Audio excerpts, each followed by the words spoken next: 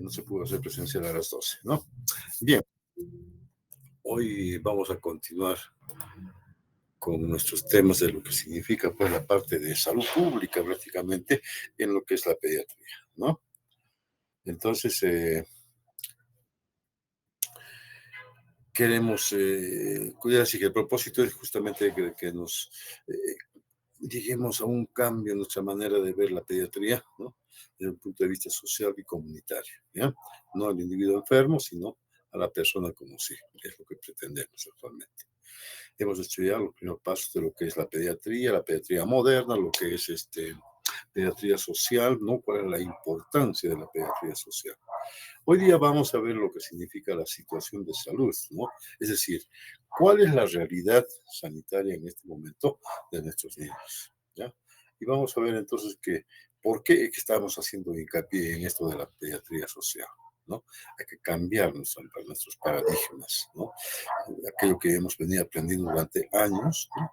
Por lo menos los que ya somos médicos antiguos, hemos tenido que cambiar nuestro pensamiento en relación a lo que significa la situación real actual de nuestras niñas. ¿Ya? Ese es el compromiso, es la responsabilidad de todos y cada uno de nosotros. ¿Ok? Bien, vamos a empezar entonces, muchachos.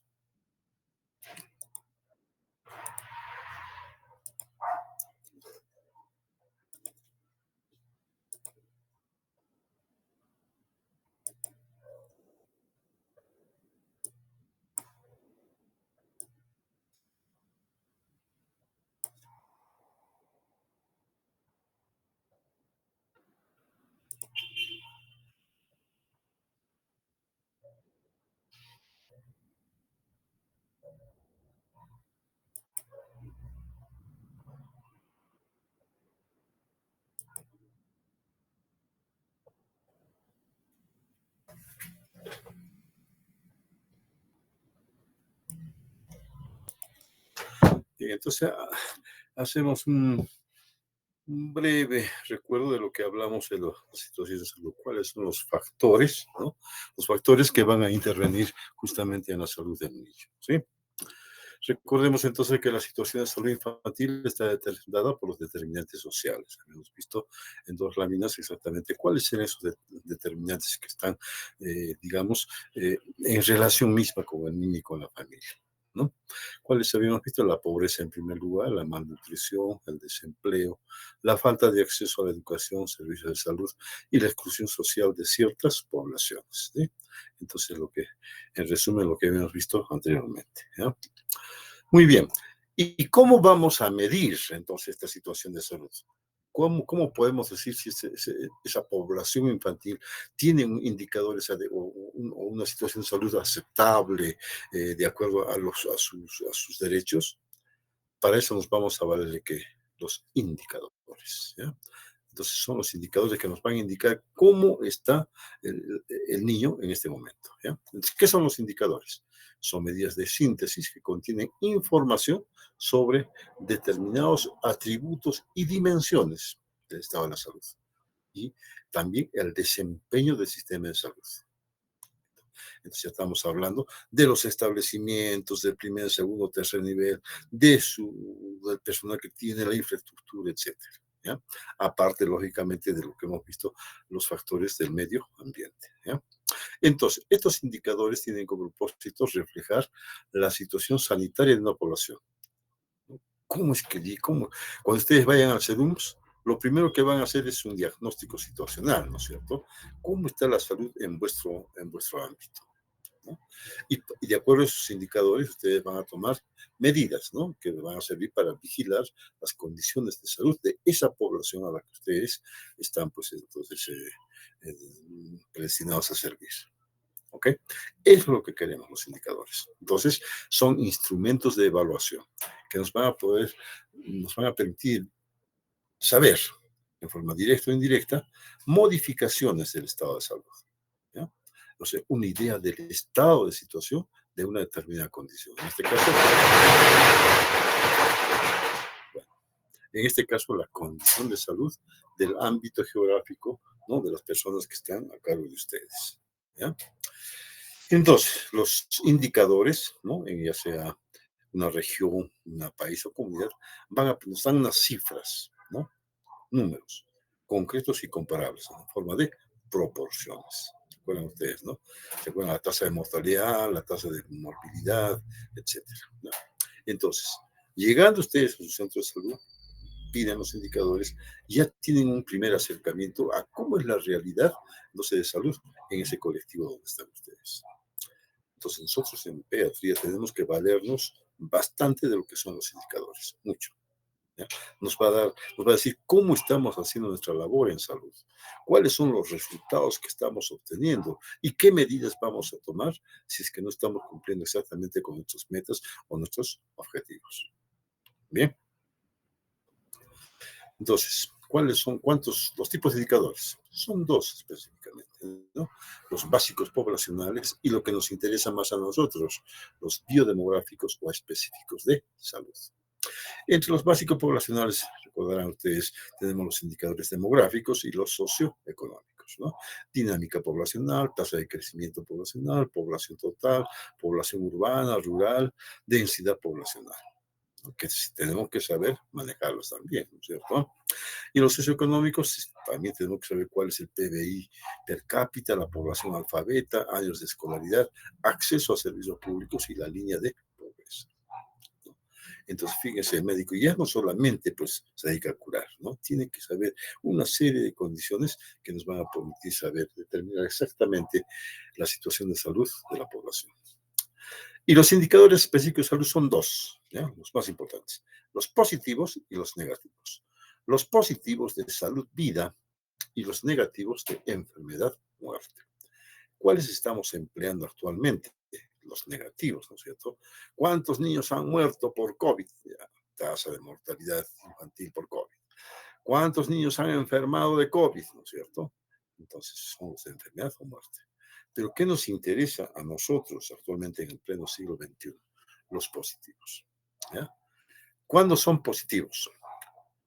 Cuando tienen una relación directa con el estado de salud. ¿Ya? Relación directa con el estado de salud. Es decir, cuanto mayor sea la magnitud de estos indicadores positivos, querrá decir entonces que el estado de salud de esa población está adecuado. ¿Ya? Por ejemplo, ¿cuántos niños se vacunaron el primer año? Ya tenemos un porcentaje del 80%. ¿A qué bien? Esa población está protegida, ¿no? Pero serán negativos al contrario, ¿no? Cuando hay una relación o correlación inversa con el estado de salud. Es decir, cuanto mayor sea su magnitud, peor será el estado de salud de esa población. Entonces, tenemos una tasa de mortalidad del 50% en niños menores de un año. Quiere decir que nuestra situación de salud es mala, ¿no es cierto? Es deprimente. Para esto nos sirven los indicadores positivos y los indicadores negativos. Pero nosotros damos más importancia a los positivos actualmente en pediatría. ¿Ok? ¿Y cuáles son esos indicadores positivos? ¿No? Son varios, como ustedes pueden ver. ¿Ya? Lo primero, la esperanza de vida al nacer. O sea, ¿qué esperamos? ¿Cuánto este niño que está naciendo hoy va a vivir? ¿Cuál es su esperanza de vida al futuro? ¿No? O sea, el promedio de años de vida que se espera es que un recién nacido, según la probabilidad de muerte prevaleciente. ¿Cuánto estamos actualmente? En 75 años, con tendencia a subir. Anteriormente, en el siglo pasado, estábamos en 60 o 65%, ¿no? Se moría más temprano la gente, ahora no. El segundo indicador positivo, ¿cuál es? El control prenatal y el parto institucional. Pues ustedes seguramente que en ginecología ya les han dicho, les han dicho, ¿no? ¿Por qué es necesario realizar el control prenatal? ¿Y por qué es más importante aún el parto en una institución de salud? ¿No? Entonces, nosotros decimos que nos permite tomar medidas específicas de protección y prevención, detectando que los factores de riesgo en forma temprana. Si sé que este niño está viniendo con problemas cardíacos, con cardiopatía congénita, ya sé pues, que este niño no va a requerir un cuidado especial el momento de nacer y posteriormente, ¿no? Entonces hay que estar preparados. Para eso nos sirve el control prenatal y el parto institucional. Entonces, en años anteriores, hasta el año pasado, vuestros compañeros que ya son médicos, justamente han tomado en cuenta este hecho, ¿no? La mayor parte de tesis está referido a esto, ¿no? al control prenatal, parto institucional o factores del neonato. ¿Ya? ¿Por qué? Porque hemos llegado a entender pues, de que es muy importante realizar el control prenatal en nuestros establecimientos. ¿Ya? Y le he puesto con dos, que ya les dije anteriormente ya en clases pasadas, los principales indicadores positivos que tenemos en pediatría. El control de CRED, o sea, la consulta del niño sano. ¿Ya? Nos interesa a nosotros saber cómo está yendo, cómo va creciendo, cómo va desarrollando sus competencias, sus capacidades cognitivas, etc. Y las vacunas. El programa ampliado de inmunizaciones se llama el PAI, ¿no? La cobertura contra enfermedades inmunoprevenibles. Ya vuestros compañeros que han ido esta mañana a los centros de salud habrán visto, ¿no? La enorme importancia que tiene en echar el control del niño sano. Y las vacunas también, ¿no? Ya, y a esto se correlacionan otros indicadores, ya que ya, digamos, son secundarios a estos a los principales, ¿ya? ¿Qué más? ¿Qué otros indicadores positivos tenemos? La accesibilidad a los servicios de salud, ¿no es cierto? ¿Ya? Entonces, la accesibilidad puede ser geográfica, es decir, el poblador está en condiciones de acudir a un centro de salud próximo en caso de que esté en riesgo su vida, su salud, ¿no? Hasta el siglo pasado era muy difícil, ¿no? No había las adecuadas vías de comunicación, ¿ya? Entonces, muchas veces los pacientes se morían porque no podían asistir a los establecimientos, ¿no? O sea, este indicador geográfico se relaciona con el tamaño de la región, las vías de comunicación y la ubicación de las instituciones de salud. Será pues un buen positivo, digamos. Puno en este momento tiene pues 71 establecimientos en la red de salud Puno. Todos están intercomunicados. Hay posibilidad geográfica de que puede ir una ambulancia si hay un problema de preeclampsia, por decirles. Ese es entonces el indicador geográfico. Otro indicador es el económico, ¿no? O sea, la población que no tiene acceso a los servicios de salud debido a la pobreza. Y entonces el problema de la pobreza, que lo vamos a ver luego, ¿no? Entonces, ¿qué es lo que pretende el Estado? ¿Qué pretende el gobierno? Lo que quiere el gobierno es entonces que todos tengan acceso a los servicios de salud.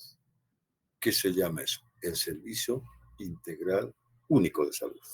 ¿Ya? El Servicio Único de Salud, el SUS, ¿no?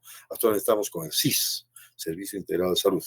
En cambio, ahora queremos el SUS, que no solamente ciertos grupos poblacionales accedan a este seguro, sino que toda la población que no tenga otro tipo de seguro tenga entonces estas posibilidades de poder acceder a los servicios de salud. ¿No? Entonces, mientras más accedan, lógicamente se entiende pues de que el riesgo para enfermarse o para morir será menor, ¿no es cierto?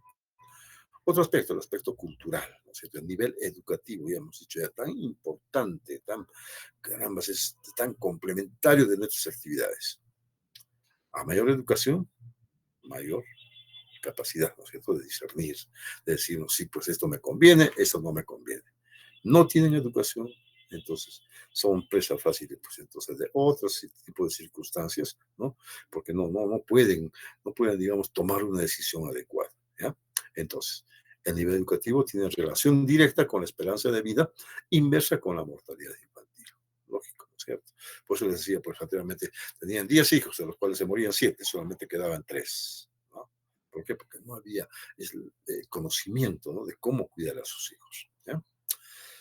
Otro indicador de los servicios, el tipo de servicio, los tipos de servicio.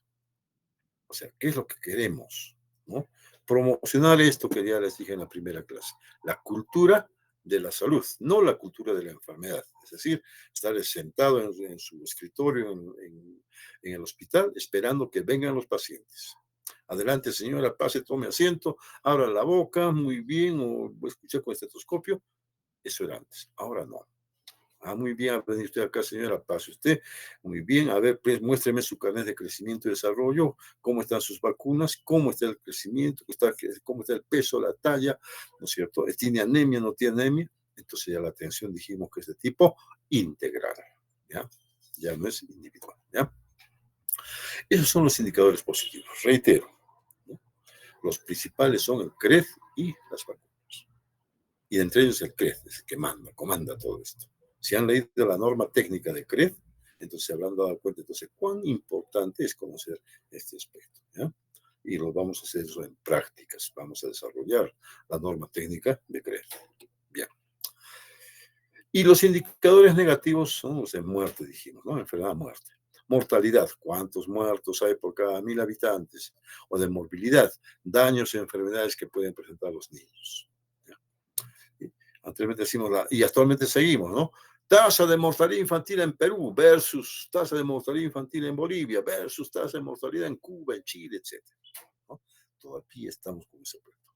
Nosotros así queremos decir, ¿cuántos niños hemos atendido en menores de 1 año? Si nuestra población objetivo son 1.000 niños que debemos atender al año.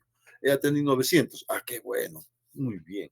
Pero si solamente he hecho 100 o 200, quiere decir entonces que nuestro trabajo no tiene valor. ¿Ya? Por eso es que se está incrementando más y más consultorios de crecimiento y desarrollo. Y nuestra población sí está respondiendo. Ellos ya saben, ya tienen en su mente que deben acudir a sus citas de control de niños sanos. ¿Ya? Y ahí aprovechamos para hacer otro tipo de disquisiciones. Bien. Y vayamos a ver cómo está la situación de salud en América, en el Perú y en Puno. ¿Ya? En América, fíjense, ¿cuál es la problemática de la situación de la salud infantil? Las muertes en niños menores de 5 años. Casi el 40%, fíjense, ocurre en los países más pobres de la región. Haití, Bolivia, ¿sí? Ecuador, Perú, etc. No tanto en los países más grandes, ¿no? Brasil, Argentina, Chile. La muerte materna, otro gran problema de salud. Más de 22.000 mujeres en América Latina y el Caribe mueren cada año por complicaciones del embarazo y el parto. La pobreza extrema. Dice, 100 millones de personas se ven empujadas de la pobreza extrema. ¿Cuándo es pobreza extrema? Cuando ganan menos de $1.90 por día. Más de 800 millones de personas, casi el 12% de la población mundial, gastan el 10%, fíjense, el 10% de su presupuesto en gastos de salud para sí mismos, para un niño enfermo o para otro miembro de la salud de la familia. Entonces, ¿cuánto dinero se nos está yendo en el cuidado de nuestra salud? Otro, acceso a la atención sanitaria. 3 de cada 10 personas no tienen acceso por motivos financieros, ¿no? Eso se está remediando, hemos dicho, con lo que significa los seguros de salud. ¿Ya? La inversión de salud. Aquí sí estamos graves, ¿no? Los países de América se invierten un 3.8% de su riqueza del PIB. ¿Ya? Lo recomendable es que los gobiernos deberían destinar el 6% del presupuesto anual en salud. Solamente 5 países asignan más del 6% de su riqueza al gasto público en salud. El Perú no está entre ellos. El Perú está entre 3.8 a 4% nada más. ¿Ya? Y ahí, pues, entonces la enorme debacle que hemos visto en el COVID. ¿Ya? 23 países de la región aumentaron su inversión en salud entre 2000 y 2014, pero el incremento fue inferior al de los 5 años anteriores. Ahora con la pandemia sí, pues están dando mayores recursos que ojalá sean adecuadamente empleados. 2 de cada 10 personas no buscan atención médica debido a barreras geográficas. ¿Ya? Todavía fíjense, en pleno siglo XXI, 23 años ya del siglo XXI y todavía tenemos problemas de acceso geográfico. Y no debería ser, ¿cierto? Bien, sigamos. Eso es en América, ¿no? Entonces, ¿qué es lo que se ha logrado con diversos programas que se han desarrollado a lo largo de todos estos años? Empezando desde la Convención de Alma-Ata, pasando por las de Montevideo y una serie de reuniones que los vamos a ver en prácticas, ¿no? ¿Cuáles son los esfuerzos que han hecho los países para bajar entonces la mortalidad infantil? ¿Cuáles son los logros? La disminución de la tasa de mortalidad infantil. ¿Ya? La disminución de la mortalidad neonatal, que era terrible. En Puno, yo les recuerdo cuando yo empecé a trabajar el año 80, caramba, de 10 neonatos se nos morían 8. ¿Listo? Neonatos de riesgo me refiero, ¿no? ¿Por qué? Porque no teníamos los elementos suficientes, ¿no? Equipos, infraestructura, personal capacitado, etcétera, para atenderlos. ¿Ya? ¿Qué más se ha logrado en América Latina? Disminución de las tasas o incidencias de las EDAs, ¿no? La diarrea aguda, de las IRAS, la infección respiratoria aguda, y la mortalidad por otras afecciones. La disminución de mortalidad de niños menores de 5 años, ya no se mueren tanto como estaba diciendo. Y la disminución de enfermedades infectocontagiosas. ¿Por qué? Por las inmunizaciones, ¿no? Aumento de la cobertura de inmunizaciones. Fíjense entonces, la tasa de mortalidad infantil de América Latina y el Caribe se ha reducido en 67% en 25 años. Son los informes de UNICEF. ¿Ya? Entonces, se ha logrado algo, pero no pues en relación, estamos todavía lejos de los países desarrollados. ¿Ya? Y vamos a ver cómo es. Entonces, fíjense, las tasas de mortalidad, la diferencia entre América del Norte, Central y Sur. América del Norte, lógicamente, que está comandada pues, por Estados Unidos, Canadá, etc. Apenas 6.20 mueren de 1.000 nacidos vivos. En América Central, 18.3 por 1.000 nacidos vivos. Y nosotros, América del Sur, 15 por 1.000 nacidos vivos. Hemos progresado bastante, chicos, ¿no? Anteriormente había lugares o el promedio en América del Sur era de 60, ¿no? Entre 55 a 60 por 1.000 nacidos vivos. Los hemos reducido, pero no en todos los países, ¿no? Esto es en general, ¿no? Entonces, si vemos entonces por países, chicos, ya tenemos. En Bolivia, por ejemplo, para el año 2018 son los datos que tenemos, todavía se están muriendo 34 por 1.000 nacidos vivos. ¿Ya? Guyana 30, Surinam 24, Paraguay 18, Perú 18, ¿no? Hemos bajado bastante, bastante. Brasil 17, Ecuador 16, Colombia 13, Venezuela, fíjense, a pesar de todos los problemas económicos que tienen actualmente, nos siguen manteniendo en 12. Esperamos que sea verdad, ¿no? Ahora, ¿qué habrá pasado con la pandemia? Es otro dato. Argentina está abajo y el que mejor rendimiento tiene es Chile, ¿no? 6 por 1.000 nacidos, nada más. ¿Ya? Y ahí pues entonces se ve la realidad sanitaria de un país, ¿no? Cómo que está organizado su sistema de salud. ¿Ya? Y estos son los resultados. Bolivia tenía mucho más, casi el doble. Entonces han tenido un auge económico la década pasada que les ha permitido tomar acciones de salud y han reducido a 34 por 1.000 nacidos. ¿Qué va a pasar ahora que hay graves problemas? Todos estos indicadores, chicos, van a variar totalmente. ¿Ya? Y nosotros de repente vamos a subir, quizá un punto, ¿no? ¿Ya? Pero hay otros países que van a tener graves, graves problemas. Bien.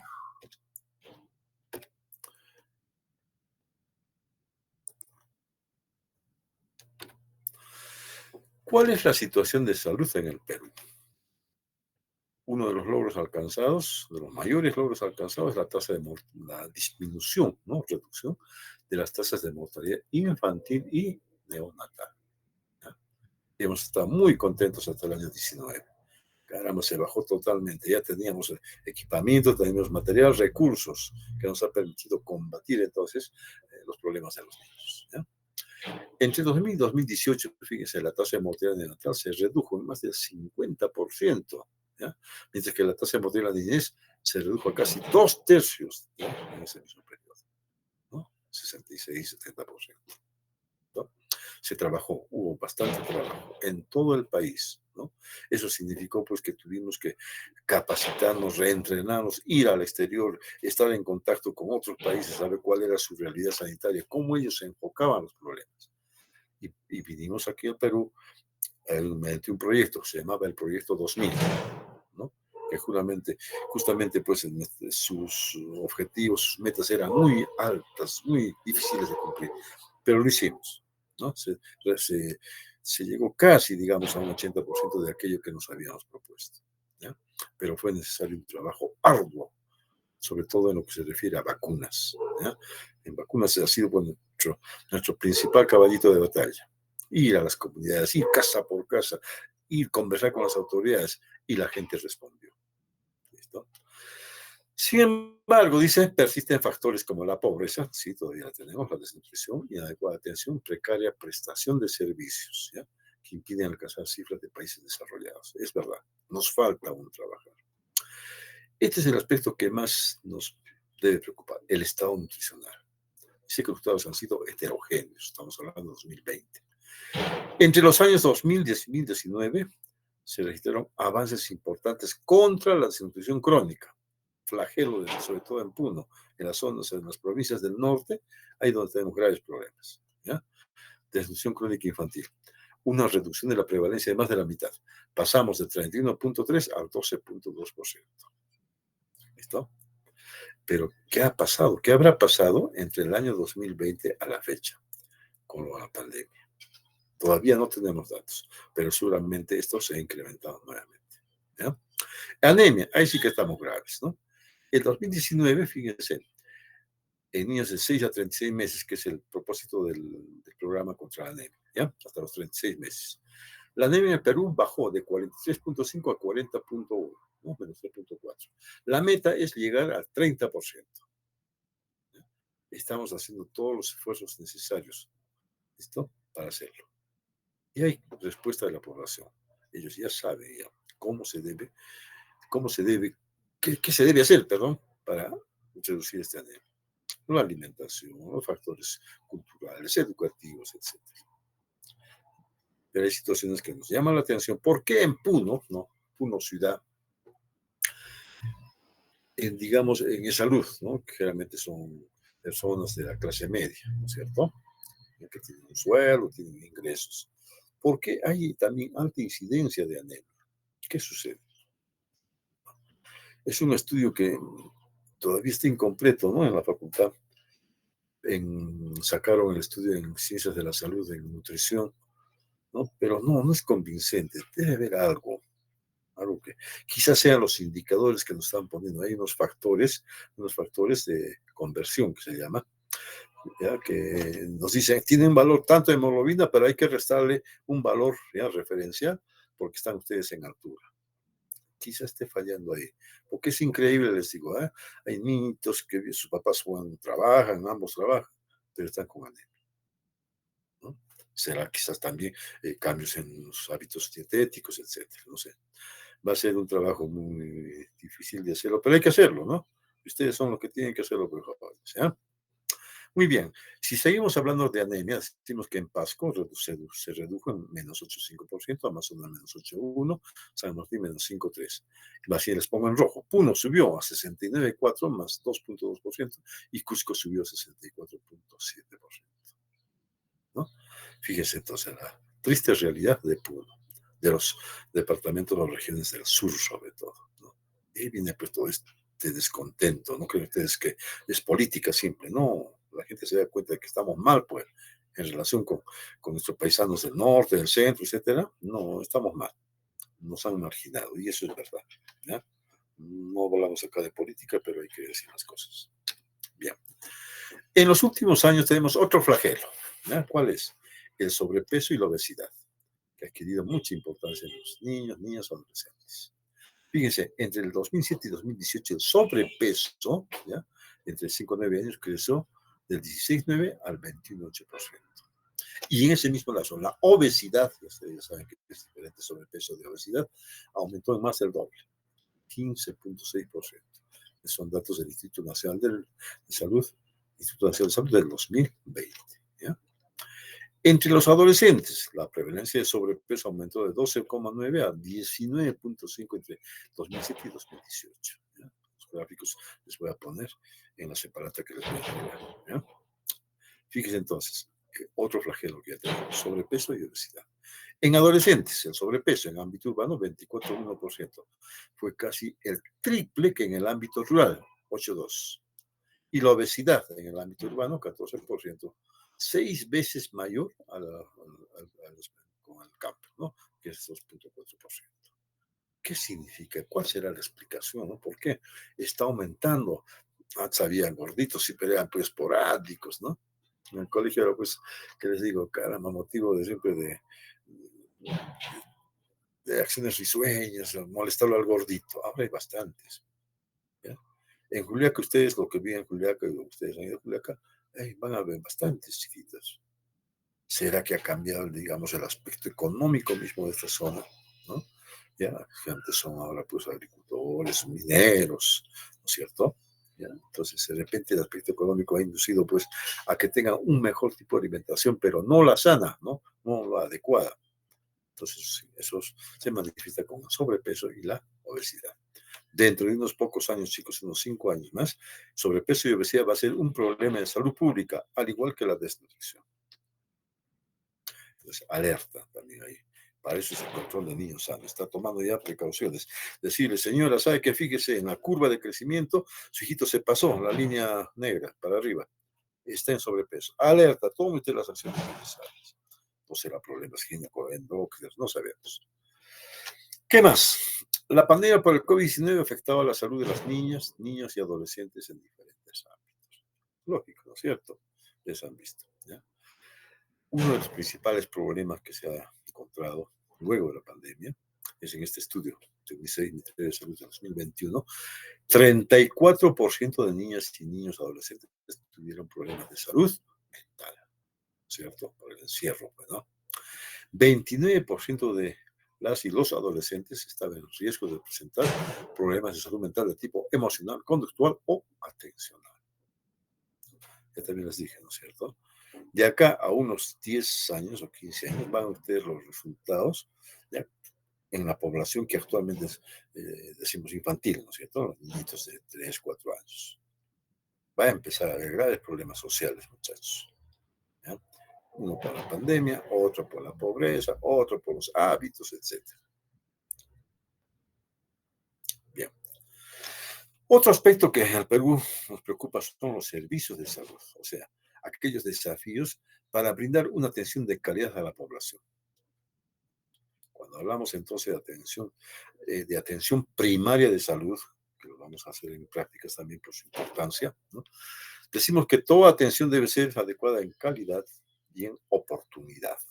Calidad, ¿qué significa? Darle una atención adecuada con profesionales de primer nivel, infraestructura, equipamiento de los centros médicos. Y oportunidad, ¿qué significa? Una atención con oportunidad. Que no tengamos pues a nuestros pacientitos haciendo cola desde las 3 de la mañana para que los estén atendiendo a las 11 de la mañana. Porque el señor médico vino, todavía se fue a tomar su desayunito, a conversar con los colegas y después recién va al consultorio, ¿no? Son otras situaciones, pero aún así decimos entonces que los servicios de salud todavía son ineficientes, ¿no? Entonces, y eso lo vamos a ver, vamos a palparlo cuando hagamos el trabajo de investigación que les dije sobre el grado de satisfacción de nuestros pacientes en los establecimientos, ¿ya? Entonces, ¿cuáles son los desafíos en relación a qué? A la escasez de recursos humanos, a la ubicación e infraestructura de los centros médicos, a desinformación de padres de familia e hijos con respecto al tema de salud? Eso lo vamos a ver en nuestro trabajo de investigación, ¿ya? El Perú dice que es el país de América Latina que menos médicos tiene, 5 por cada 10.000 habitantes. Ya sería pues de 10 a 15, ¿no? Estamos lejos. Y a pesar que en los últimos años están saliendo pues, cantidades, bueno, apreciables de médicos, ¿no es cierto?, en todas las universidades del país. Y aún así nos sigue faltando. Ni qué decir de las otras profesiones. La mayor brecha con respecto al resto de los países se presenta que en la cantidad de ginecobstetras, médicos cirujanos y pediatras. ¿Ya? Dijimos, ¿verdad? ¿Es necesario que haya médicos, pediatras, ginecobstetras en los establecimientos de salud? Sí, debe haberlos, ¿ya? Sobre todo en los 1-4, JAE, por ejemplo, ¿no? Ácora, que son 1-4. ¿Ya? Debemos tener ginecobstetras y pediatras, pero pediatras con sentido de pediatría social, ¿no? La gran mayoría, 78% de los puntos de atención del primer nivel, no tienen la capacidad instalada adecuada para brindar un buen servicio. Los que no estaban en JAE habrán visto, ¿no? Es pequeño ya. Para la población que se maneja en todo este sector de la parte oeste de la ciudad, es pequeño. En Chejoña ni qué decir, ¿no es cierto? Ya la gente está muy apretujada ya. Hay que hacer, ¿qué les digo?, tomar medidas ya para ampliar nuestros establecimientos de salud. Crear un hospital tipo 2-1 en Alto Puno, por ejemplo. O crear un hospital 2-1 acá también en la ciudad, aparte del Núñez Butrón, que es 2-2. ¿Listo? ¿Qué más en el Perú tenemos? La salud sexual y reproductiva, ¿no es cierto? Seguramente que ustedes ya les han dado esos datos, que el indicador más resaltante es el embarazo adolescente, ¿no? La tasa de embarazo adolescente, el 12.6% de los adolescentes entre 15 y 19 años ha estado alguna vez embarazada. Ahí está, fíjense. Consecuencias entonces de lo que habíamos visto en la clase pasada, ¿no? ¿Cómo es la influencia del medio ambiente? ¿Por qué nuestros niños no están desarrollando su capacidad, digamos, de investigación, mejorar su aspecto cognitivo? ¿Por qué estamos metidos con el celular, con la computadora, etcétera? ¿No? ¿Y por qué la familia está disgregada? Que es la causa principal de estos embarazos en adolescentes. Niños que no han recibido un apoyo adecuado de sus papás, salen a la calle, son fácil presa de todas las situaciones que ocurren afuera, como ustedes conocen, ¿no es cierto? Pero si tuviésemos una familia bien constituida, bien relacionada, no ocurriría esto, muchachos. Otro problema en Perú, las inmunizaciones. Bajo nivel de niños que cuentan con todas las vacunas básicas para su edad. Ha descendido del 30% en 2012 al 23% en 2017. Y el desabastecimiento frecuente de vacunas. Ya les decía, ¿no? Hasta el año 2000, con el proyecto 2000, nunca faltaba vacunas. Siempre había. ¿Por qué? Porque el gobierno las compraba y también recibíamos las donaciones de la OMS, etcétera, o de la OPS, ¿no? Entonces, no había. Pero en los últimos años, sobre todo a partir de 2015, ¿no? Ya teníamos graves problemas. No hay vacuna contra la polio, no hay vacuna contra sarampión. Entonces, ya era un problema de tipo logístico del Estado. ¿Ya? Y entonces, ¿qué han escuchado ustedes? Está volviendo el polio, muy bien. ¿Hay sarampión en Bolivia? Sí, es verdad que hay sarampión en Bolivia. La varicela se presentó en tal sitio. Casos de viruela, imagínense, chicos, que yo nunca he visto un caso de viruela, les diré. ¿Ya? He visto las secuelas, sí, ¿no? Pero un caso de viruela no. Nuevamente están volviendo. Son las enfermedades emergentes otra vez. ¿Ya? En educación, a pesar de los avances alcanzados, el 21,2% de los niños entre 3 y 5 años no accede a educación inicial, ¿ya? Sobre todo en el campo. ¿Cierto? Esto va a afectar su futuro rendimiento escolar y su formación educativa. Entonces, al no tener una buena educación, ¿cierto? No tiene las suficientes capacidades, ¿no? Que le permiten aprovechar o tener oportunidades para triunfar en la vida, lo que hemos visto de la resiliencia, ¿no? Bajo rendimiento de los estudiantes, que no solamente es producto de un sistema educativo ineficiente, más bien es de las pocas posibilidades que tienen nuestros niños, sobre todo el área rural, para aprovechar este sistema educativo. Ustedes entenderán, ¿no? De repente ustedes tienen papás, mamás, profesores. Entonces, estamos también fallando ahí en el aspecto educativo. ¿Ya? Y existen limitaciones en los alumnos para aprovechar los contenidos que se les impartirán en las escuelas. ¿Cuál dijimos que era la principal causa para estas limitaciones? La desnutrición, ¿no es cierto? ¿Ya? Si hasta los 2 años no hemos recuperado a ese niño, va a ser bien difícil que después lo hagamos. Y se va a traducir en esto justamente en limitaciones de tipo cognitivo, de aprovechamiento de rendimiento escolar. ¿Ya? Entonces, esa es nuestra triste realidad, muchachos, todavía. Estamos hablando, oh, el Perú está muy bien, el Perú es estamos ya hablando de dolarización, que estamos igual que el dólar, somos los más tromes, Chile se está yendo a la bancarrota, Bolivia, ni qué decir, Argentina ya está al borde del colapso. No tanto, ¿no? No hemos sabido aprovechar ese momento de bonanza económica que hemos tenido a partir de 2010, justamente en la salud y en la educación. ¿Quiénes aprovecharon? Ya saben ustedes, ¿no? Las grandes corporaciones, no donde debía invertirse. ¿Ya? Ahí está entonces, ¿no es cierto?, las consecuencias que tenemos actualmente en el campo de la salud. ¿Okay? ¿Qué pasó con la pandemia de la COVID-19? ¿Quiénes fueron más perjudicados? El CRED, ¿no es cierto?, crecimiento y desarrollo. Ya no se hizo los controles de niños sanos. Y también aquellos servicios relacionados con la salud sexual y reproductiva, igualmente, ¿no? Todos los establecimientos del primer nivel de atención estuvieron abocados a casos de urgencias o emergencias, ¿verdad? Relacionadas con el COVID. O las enfermeras querían salir a las vacunas, a los establecimientos, al campo. No, había miedo, temor, ¿no es cierto? Me moriré. He visto morir a varios de mis colegas de pediatría, acá en Puno, ¿no? He visto morir a varias enfermeras, muy buenas enfermeras, pero que se contagiaron y lamentablemente fallecieron. Es una gran pena porque era persona muy comprometida con la salud del niño. ¿Ya? En cuanto a CREF, dice, el cumplimiento del esquema de vacunación se vio afectado por la suspensión de las campañas públicas. Lógicamente, pues, ya no salían a vacunar, ¿no? Se podría haber dejado de vacunar, dice, a 600,000 niños y niñas. ¿Ya? Fíjense la cantidad. Estamos tratando de recuperar esto desde el año pasado. Nuevamente se puso en marcha todos estos programas del PAI y del CREF, ¿no? Pero nos va a tomar años, chicos, para llegar a esto, nuevamente, a tener las coberturas que teníamos hasta el 2020, ¿ya? Con respecto a los servicios de salud sexual, dice, su prestación disminuyó en 67% a nivel nacional. ¿Eh? Sí, entonces, eso ya los docentes de ginecología les van a decir. ¿Ya? Ese es el impacto de la COVID-19. ¿Y qué más? Eso es el impacto del momento, ¿no? ¿Qué va a pasar después de acá unos años? Ahí vamos a ver otro tipo de situaciones indeseables. De repente habrá problemas en un aspecto cognitivo, respiratorio, no sé. Gran trabajo para ustedes, jóvenes. Investigación al respecto. ¿Ya? Bien, eso es lo que pasa entonces en el país. ¿Ya? ¿Por qué se mueren más los niños en el Perú? Fíjense, usted dirá, pues se mueren más por las neumonías, pues, o por las diarreas. No, no es así. ¿Ya? Se están muriendo más por las malformaciones congénitas, deformidades y anomalías cromosómicas. Oiga, ahí sí más bien nos parecemos pues a los países del primer mundo, ¿no? Simbolito para ellos. Y después vienen los trastornos respiratorios específicos del periodo perinatal. Eso les decía, te hagan recuerdan al principio, ¿no? Tenemos que saber atender a un recién nacido. Tenemos que tomar las previsiones necesarias cuando sabemos, cuando el obstetra nos dice, oye, este niñito va a venir mal, cuidado, toma las medidas del caso. ¿Ya?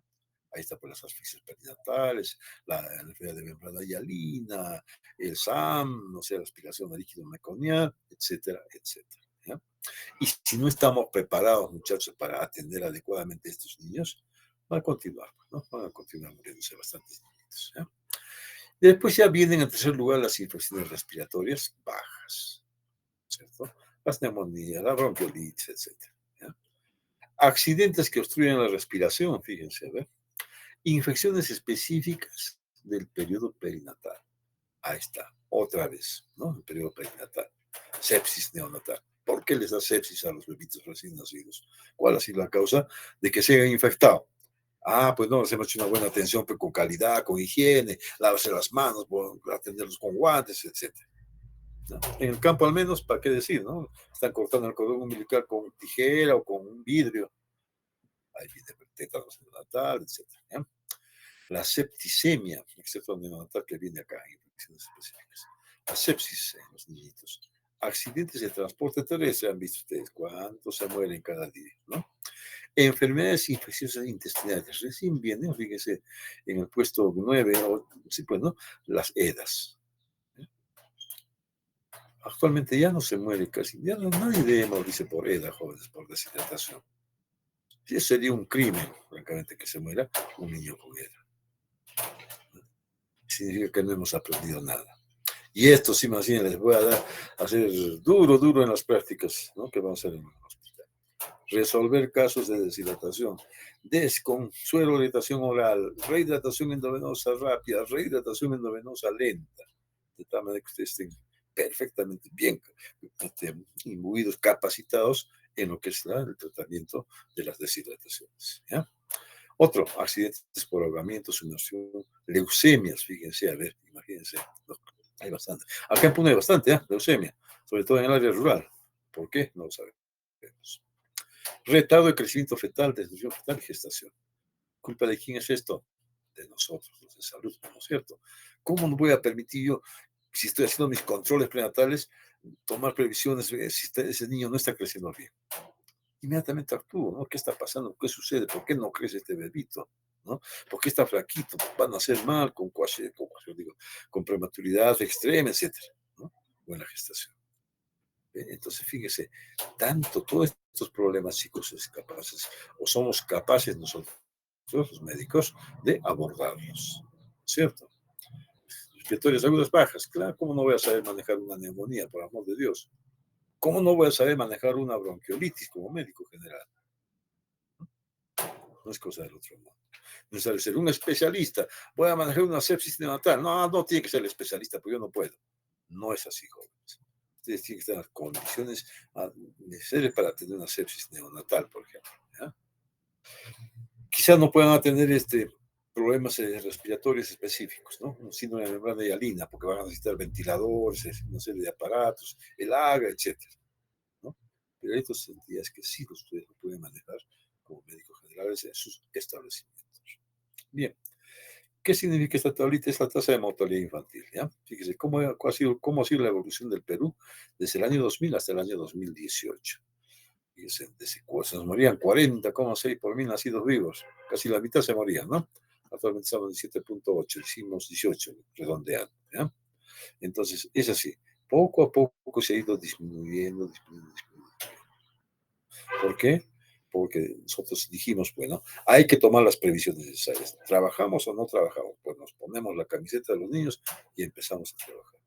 Grandes pediatras de Lima, de todos los departamentos, fueron a capacitarse, trajeron nuevos conocimientos, mejores condiciones de atención, ¿ya? Y la mortalidad neonatal, de 9 por cada 1000 nacidos vivos en el 2012, se incrementó a 12 por 1000 al 17, dijimos, ¿no es cierto? ¿Ya? Pero aún así bajó en relación a otros años, bajó bastante, ¿ya? ¿Por qué dijimos? Porque había mejores condiciones. Y en Puno, casi estamos graves, bueno, es la región con mayor índice de anemia infantil. Caramba, somos primeros en anemia, somos primeros en mortalidad materna. Por Dios, ¿qué nos pasa, no? Entonces, ENDES nos dice que de 7 de cada 10 niños menores de 3 años tienen anemia. 7 de cada 10 niños, imagínense, jóvenes, ¿ya? Menores de 3 años. Y entre niños menores de 5 años, más de 85,000, parecían a mí, más de 20,000 de desnutrición crónica. Mucho que hemos bajado, ¿no? Pero nuevamente va a subir. El 75,9% de niños en Puno, menores de 3 años, tienen anemia, ¿ya? Alerta. Este es el último dato, por si acaso, ¿ya? En niños menores de 5 años, 6 de cada 10 niños, 63%, tienen anemia. O sea, hay más de 88,000 niños menores de 5 años que se con este problema. Y en la desnutrición crónica, que es otro gran flagelo, 16% de niños menores de 5 tienen desnutrición crónica. A nivel nacional es apenas el 12,2, pero un alto, ¿no? ¿Cómo se manifiesta la desnutrición crónica? ¿Ustedes saben? ¿No es cierto? Sí saben. ¿Cómo es un niño, una persona que ha tenido desnutrición crónica? Es un niño que es una persona que tiene talla baja. Son chiquitos, gorditos, pero bajitos, ¿no? Bien. ¿Qué más vamos a ver en punto? ¿Cuáles son los logros que hemos tenido con los programas que se han desarrollado? Ahí está, las sedas con deshidratación se han logrado disminuir, pero no significativamente. Las sedas siguen habiendo, pero ya no se mueren por deshidratación, ¿ya? Hay un mejor acceso a los servicios de salud, lógicamente se han mejorado las vías de comunicación. Los alcaldes por lo menos se preocupan en eso, hacer su carreterita, ¿no es cierto? Para que puedan conectarse mejor, ¿ya? Hay mayor protección contra las enfermedades infecciosas prevalentes con las vacunitas, ¿no? Médicas de prevención. Hemos bajado, reconocemos que sí hemos bajado, ¿ya? La desnutrición aguda en niños menores de 5 se ha reducido y la proporción de niños con bajo peso al nacer también ha disminuido. Ya las mamás están acudiendo a los establecimientos, pero no en la proporción que queremos. ¿Ok? Bien. Son las... Ya, hasta ahí nomás. Y mañana ya vamos a terminar con las conclusiones de todo lo que hemos hablado.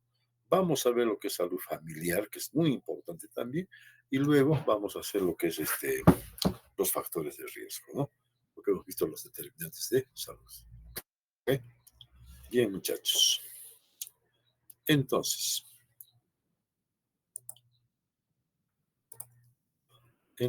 ahora quiero escucharlos. A ver, ¿alguna opinión, algún comentario, alguna duda? O de repente estoy mal, como les digo, ¿no? No es un dato que está mal, pues. Estamos en el paraíso, ¿no? Pues no estamos bien. Juliaca mejor todavía porque hay bastante plata ahí en Juliaca, ¿no? No. Yo creo que ustedes han visto, chicos, con estos movimientos sociales, nuestra realidad, ¿ya? No es política, los médicos no deben hacer política, ¿no? Pero tenemos que ponernos a analizar qué pasa, cómo es la salud en el campo, por qué es que no tenemos establecimientos bien para estar robustos, fortalecidos, ¿no es cierto? Que tengan todos los medicamentos, que el médico no tenga que estar saliendo pues a caminar o una bicicleta o una moto que funciona 7 días y los demás días ya está malograda. No, ya a veces uno se revela contra nuestra realidad, jóvenes. Pues no estamos incentivando ningún tipo de situación política, nada, no nos metemos en política. Simplemente queremos establecimientos y personal adecuado para tener a nuestros niños. ¿Listo? Muy bien, no hay preguntas. Están cansaditos, supongo. Hacer clases a 2 de la tarde es terrible, ¿no? Ya, muchachos. Señor delegado, ¿dónde está mi delegado? Yo creo que ya se fue. Buenas tardes, doctor. Estoy aquí. Joder. Ya, mañana vamos a terminar la primera parte, ya, de lo que es la parte de salud pública de pediatría.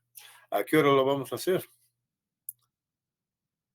A las 2 está bien, doctor. ¿A las 12? 2 de la tarde. A 2 de la tarde. Ya, pero lo hacemos presencial, porque ya quiero conversar con ustedes sobre este problema. ¿Ya? Vengan, no tengan miedo, hablen, suéltense. ¿Ya? Si no, nunca lo van a hacer, siempre van a estar calladitos, si no es así. ¿Ya? No sé qué está pasando con ustedes, con otros grupos así en virtual, caramba, conversábamos como 1 hora, ¿no? Cada daban sus opiniones, les parecía, no les parecía, ¿no? Pero eso en práctica sí, pero lo vamos a hacer. Quiero escucharlos ustedes, que saquen sus conclusiones, que piensen, que hagan un análisis de nuestra situación de salud del Puno. ¿Qué vamos a hacer? ¿Cierto? ¿Por qué? Porque hay otro trabajo de investigación que vamos a hacer y se refiere a la situación de salud en Puno. ¿Cuáles son los factores que están interviniendo para que nuestra salud en Puno esté por debajo del promedio nacional? ¿Ok? Listo, muchachos. Entonces mañana a las 2 de la tarde nos vemos allá en la facultad, a no ser que tenga alguna reunión, etcétera, porque las reuniones ahora están saliendo a cada momento en la universidad. En este momento ya son las 3:30, tengo reunión. Ya, muchachos, entonces hasta mañana. Lean, por favor, mañana, a ver, sigan leyendo sobre determinantes sociales. Les he puesto en lecturas también ahora un documento de UNICEF, ¿no? Sobre la situación de salud, ¿ya? Está mucho más amplio, más explicado. A ver, a modo de, ya les he dicho, lean todos los días, a modo de divertirse, de relajarse un poquito, lean un rato, ¿ya? A ver, entonces, ¿cómo es que estamos, ¿no? ¿Cómo estamos en la situación de salud? ¿Qué debemos hacer? ¿Ya? Habla del PIB, etcétera, todos aquellos condicionantes de salud. Listo, muchachos. Entonces, hasta mañana. ¿Ya? A las 2 de la tarde nos estamos viendo. Bye, bye. Hasta mañana, doctor. Gracias. Hasta mañana, doctor.